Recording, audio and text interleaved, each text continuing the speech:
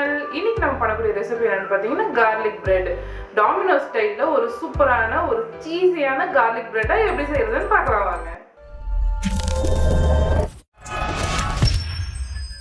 Garlic bread செய்ய ஒரு பவுல்ல பால் 100 ml நல்லா வெதுவெதுப்பான பாலை எடுத்துக்கோங்க. சர்க்கரை 1 டேபிள்ஸ்பூன், ஈஸ்ட் 1 டேபிள்ஸ்பூன் சேர்த்துட்டு ஒரு தடவை நல்லா மிக்ஸ் பண்ணி விட்டுருங்க. பால் வெதுவெதுப்பா இருந்தால் தான் ஈஸ்ட் நல்லா ஆக்டிவேட் ஆகும். ரொம்ப ஹீட்டாக இல்லாமல் பார்த்துக்கோங்க, இல்லைன்னா ஈஸ்ட் ஆக்டிவேட் ஆகாது.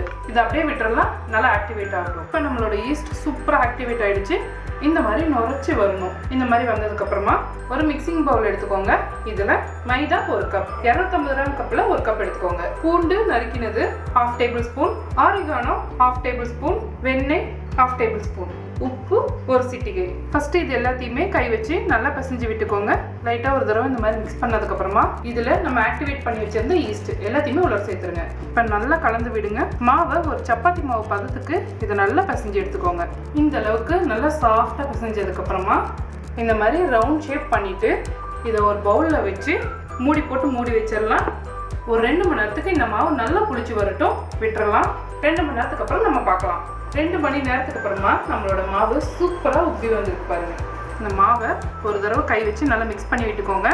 இப்போ நம்மளோட மாவை ஒரு ஒர்க்கிங் பிளேஸில் வச்சுட்டு லைட்டாக விரிக்க ஆரம்பிச்சிருங்க. ரொம்ப தின்னாக இல்லாமல் ஓரளவுக்கு திக்காக இருக்க மாதிரி இதை நல்லா விரிச்சுக்கோங்க. இந்த அளவுக்கு நல்லா மாவு விரிச்சதுக்கப்புறமா இதுக்குள்ளார நல்லா துருவின மொசரல்லா சீஸ் அப்படியே தூவி விட்டுருங்க. பீட்சா சீஸ்னு இதை கடையில் வைப்பாங்க. அடுத்து சில்லி ஃப்ளேக்ஸ் 1 டேபிள்ஸ்பூன் ஈவனாக எல்லா இடமும் ஸ்ப்ரெட் பண்ணி விடுங்க. ஆரிகானோ அதையும் எல்லா இடத்துலையும் போகிற மாதிரி நல்லா ஸ்ப்ரெட் பண்ணி விட்டுக்கோங்க. இந்த மாதிரி நல்லா ஸ்ப்ரெட் பண்ணதுக்கப்புறமா இப்போ நம்மளோட மாவை மடிக்க ஆரம்பிச்சிடலாம். ஒரு சைட்லேருந்து இன்னொரு சைடுக்கு அப்படியே மடித்து விட்டுருங்க. சைடை கொஞ்சம் இழுத்து நல்லா கவர் பண்ணி விட்டுக்கோங்க. இந்த மாதிரி சைட்ஸ் எல்லாம் நல்லா கவர் பண்ணதுக்கப்புறமா 3 டேபிள்ஸ்பூன் பட்டர் எடுத்துக்கோங்க.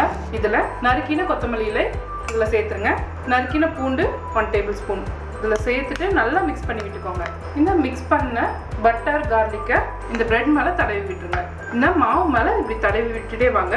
எல்லா இடமும் தடவி விட்டுக்கோங்க. அவ்வளோதான். இந்த மாதிரி எல்லா இடத்துலையும் ஸ்ப்ரெட் பண்ணதுக்கப்புறமா ஆரிகானோ மறுபடியும் கொஞ்சம் லைட்டாக தூவி விட்டுக்கோங்க.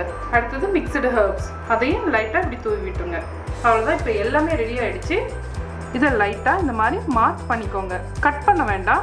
நம்ம கார்லிக் பிரெட் சைஸாக கட் பண்ணியிருப்பாங்க இல்லைங்களா, அந்த சைஸ்க்கு இதை லைட்டாக இப்படி மார்க் பண்ணிக்கோங்க. அவ்வளோதான். இந்த மாதிரி மார்க் பண்ணதுக்கப்புறமா அடுத்து பேக்கிங் ட்ரேயில் இந்த மாதிரி நான் பட்டர் ஷீட் போட்டு வச்சுருக்கேன்.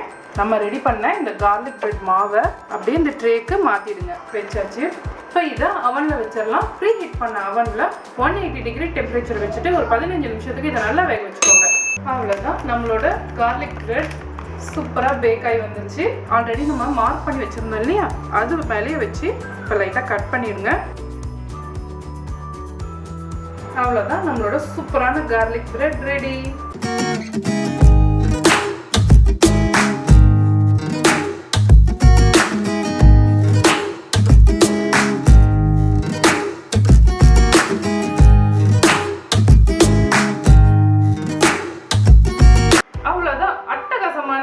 கார்லிக் பிரெட் ரெடி ஆகிடுச்சு.